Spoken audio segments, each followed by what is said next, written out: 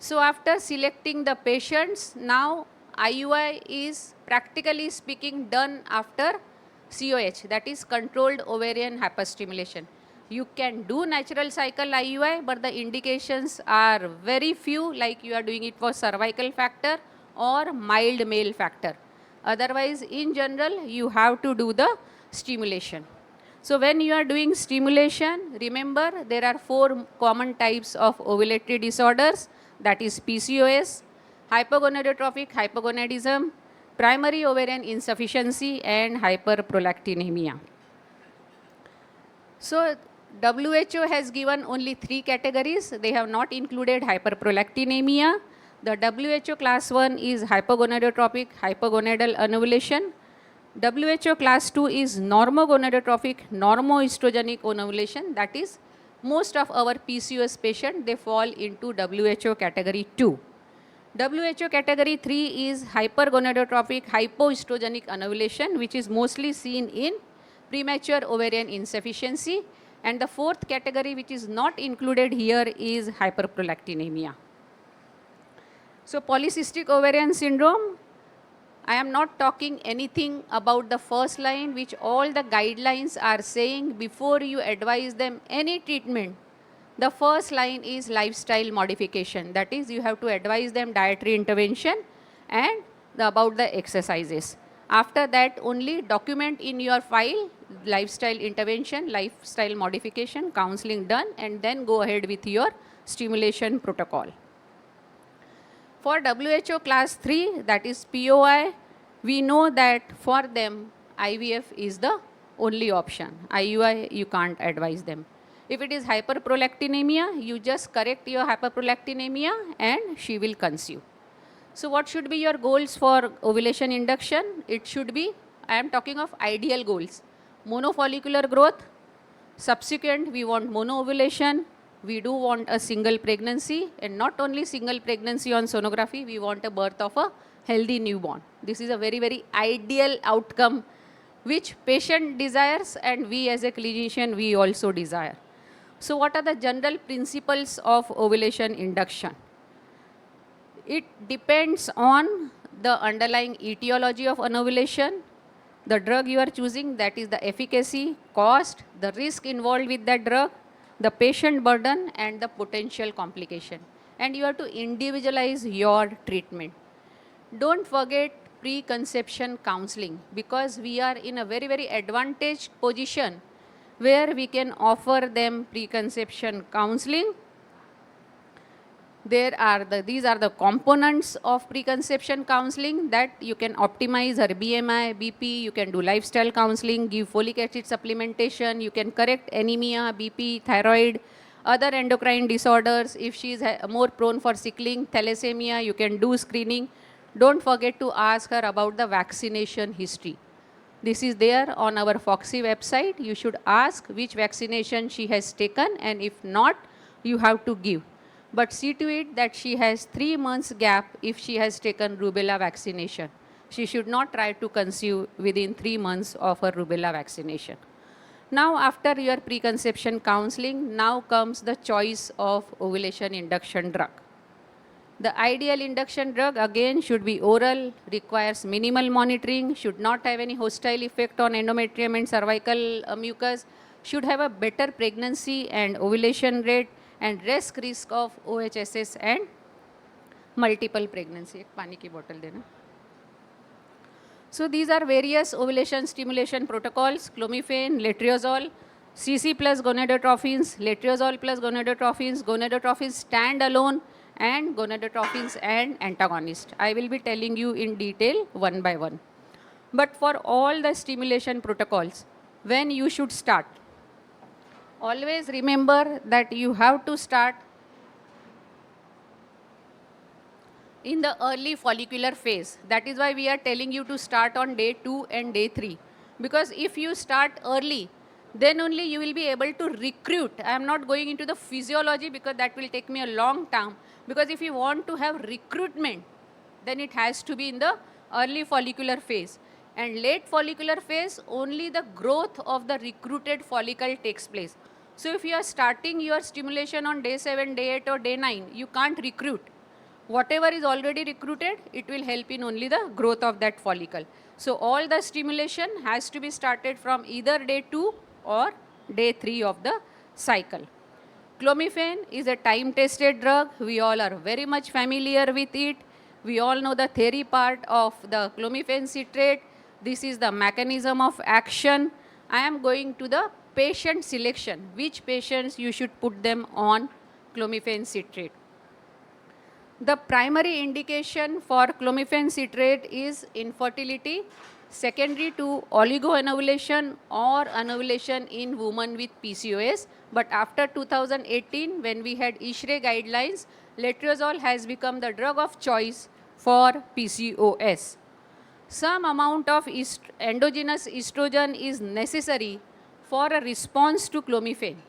And women with PCOS do produce estrogen, and that is why you can give clomiphene in PCOS cases. Women who are hypoestrogenic, they are unlikely to respond to your clomiphene citrate. And what are those women? Who are having hypogonadotropic amenorrhea or primary ovarian insufficiency. They will not respond. Whether you should confirm ovulation before you go ahead with IUI, and what you should do as a part of pre-treatment evaluation, we have discussed. That is the history taking, and menstrual history alone can give you a hint whether she is ovulating or not ovulating.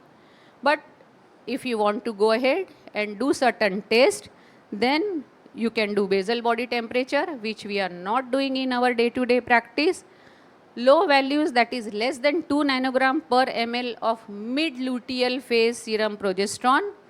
Then lack of LS surge when you are monitoring the urinary LH excretion. Endometrial biopsy, again we are not doing. And lack of periovulatory follicle on serial transvaginal ultrasonography. If at all you want to do, but in our day-to-day practice, we are not doing any of these tests. Remember, before you proceed with ovulation induction, the disorders of pituitary, adrenal, thyroid, all these origins can cause anovulation. They should be excluded prior to the initiation of therapy, because the moment you correct these endocrinological disorders, she will have ovulatory cycles. So she will not need any ovulation induction. So complete history, physical examination, seminal examination is a must. You all will agree with me that now more and more male factor we are encountering to the tune of 30 to 40%. But sadly, still, even in Nagpur, in my practice also, I do find some men who are hesitant or reluctant to do their semen analysis. HSG, I have told you in whom to do, and ovarian reserve test, feel free to do AMH. Of course, age does not require any cost, and when you are doing day 2 ultrasound on your own, you can do the antral follicular count. CC, day 2 to day 3, ideal dose is start from 50 milligram, but we no more start from 50, we directly start from 100 milligram per day.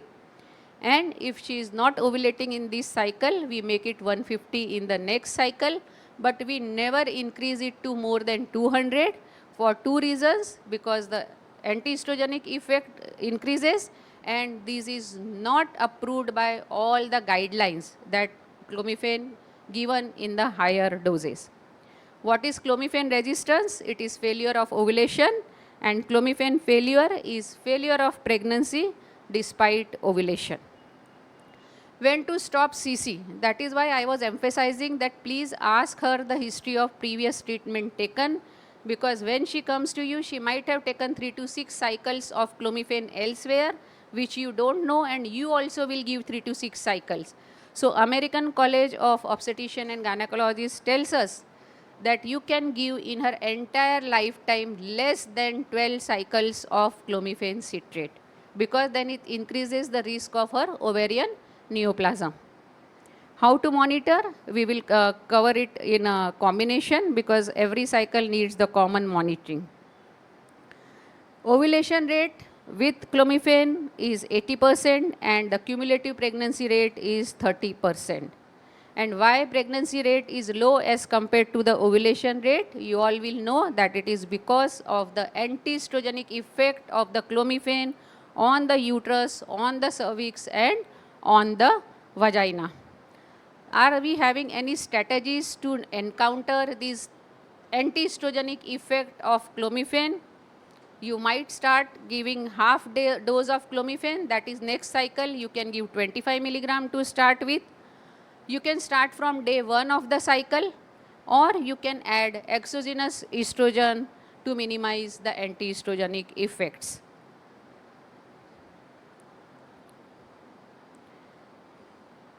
Higher doses, generally we don't give in our day-to-day practice, but this slide is only for the theoretical discussion that yes, there are papers where they have tried 200 to 250 milligram, but these are not approved.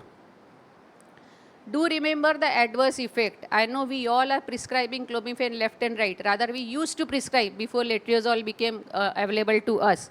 Hot flushes, then they can have additional problems like pain, nausea, vomiting, and breast discomfort.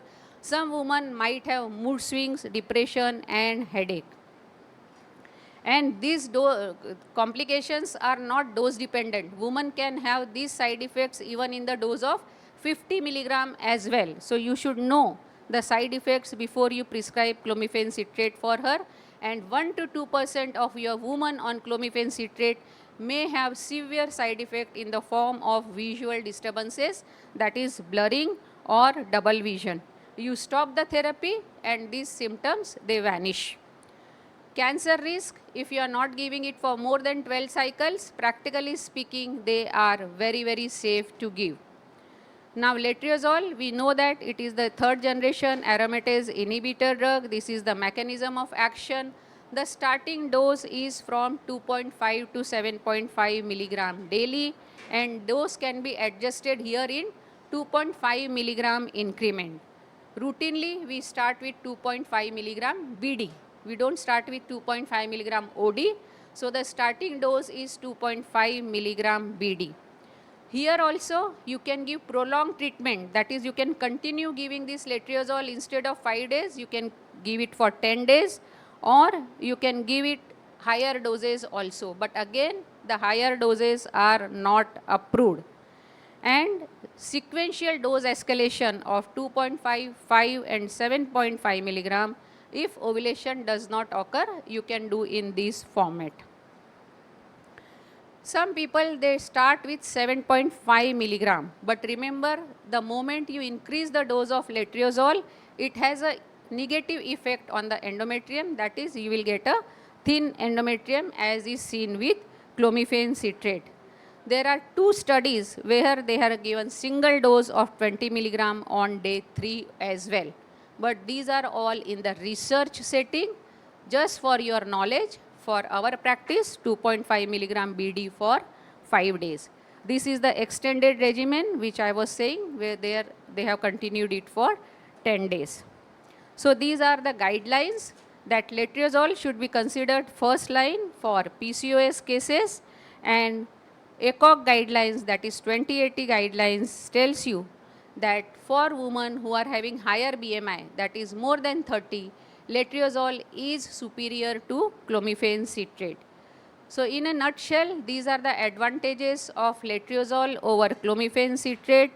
The half-life, you can see that letrozole is having very short half-life. It does not have any anti-estrogenic effect. The uterine blood flow is increased with letrozole. OHSS and multiple pregnancy risk is lower as compared to clomiphene citrate. So I will just avoid the theoretical cycles, theoretical slides which are there in this presentation. And as far as oral ovulations are considered, you can say that they are very, very safe. Nowadays, all the patients, they read so much on Google. These all slides I have included just to boost up your confidence that clomiphene and letrozole, they do not increase the chances of neoplasm in the woman, and they don't have any teratogenic effect on the fetus. So they are very, very safe. Now coming to the gonadotrophins. where I find many apprehensions and anxieties amongst general gynecologists that they are very much comfortable with oral ovulagens, but they hesitate to start with the gonadotropins therapy. So here I will try my level best to increase your confidence so that from tomorrow you all can start gonadotropin induction in your practice wherever it is indicated. Now the market is flooded with the gonadotropins injection and you really get confused. We are having HMG, we are having highly purified HMG, urinary FSH, highly purified FSH and recombinant FSH. Every company will tell you that my gonadotropin is the best and they will give you certain supporting evidence in the form of studies and all that this is the evidence. But there are various research papers in the study. This is just one study I am quoting, that it does not matter which gonadotropin you are using. It has no relation to your clinical pregnancy rate. So instead of recombinant, you can safely, without any guilt, you can start with the cost-effective, pocket-friendly urinary gonadotropins. You have to consider the cost, of course, the expertise required for intervention, which I will be telling you, the implications of potential multiple pregnancy, that is where the role comes that when you should stop or rather you should not give trigger. If you note it when not to give trigger, then believe me, you will not have any OHSS or any multiple pregnancy with your gonadotropin cycle. So I will be telling you when not to trigger. And of course, most cost-effective pocket-friendly gonadotropin should be used. These are the two potential complications, but don't be scared. If you know when not to give trigger, they will not occur in your patients. Again, with gonadotropins, we do want a monofollicular growth. It again has to be started on day 2 or day 3 of the cycle. Now, what should be the starting dose? The starting dose depends on age of the woman, the antral follicular count, the AMH. And of course, if she has undertaken previous gonadotropin therapy, then what was the response to that gonadotropin stimulation, what was the dose used, and what was the preparation used. So what should be the protocol? So instead of going with the theoretical protocols where we have conventional protocol, step-up protocol, step-down protocol, which routinely I don't use in my practice, what I am using, I am trying to teach you. So far, touch wood, I never had any OHSS or multiple pregnancy with this protocol in my practice, and I am doing ovulation induction and IUI practice since last 30 years. So this is the nutshell. You all can take screenshot. This is the very, very safe starting dose. Instead of going into the theory of conventional step up, step down, all these protocols, just follow this protocol which is very, very user friendly. If she is less than 35 years of age, non-PCO, safely you start with 150 from day 2 or day 3. But if she is PCO, start with 75. If she is more than 35 years, irrespective of whether she is having PCO or non-PCO, start with 150.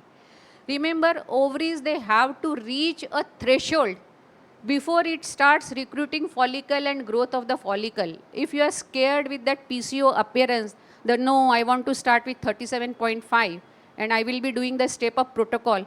Believe me, that step-up protocol takes 21 days, 30 days, and ovary will never reach that threshold where it will give you a monofollicular development.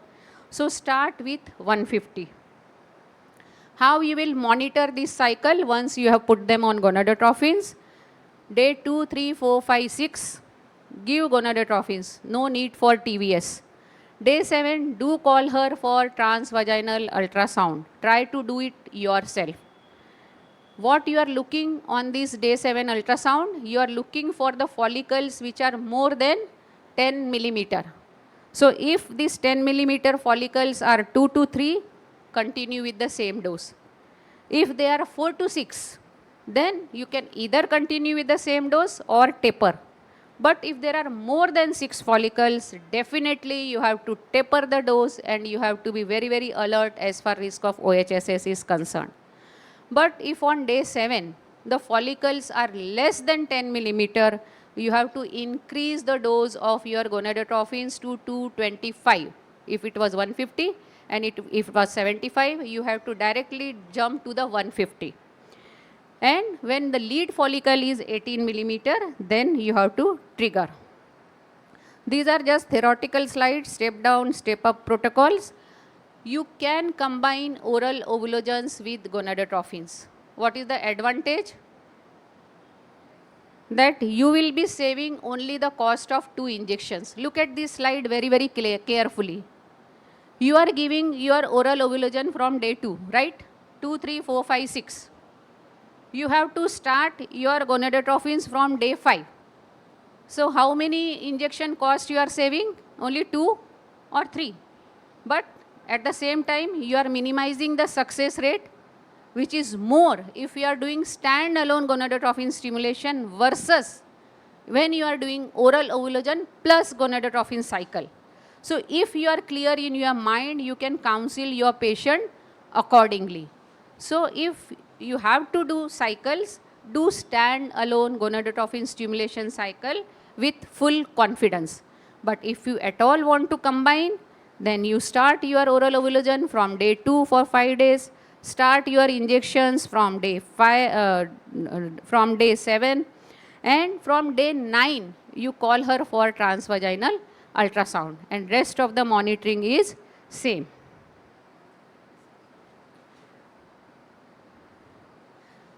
GnRH.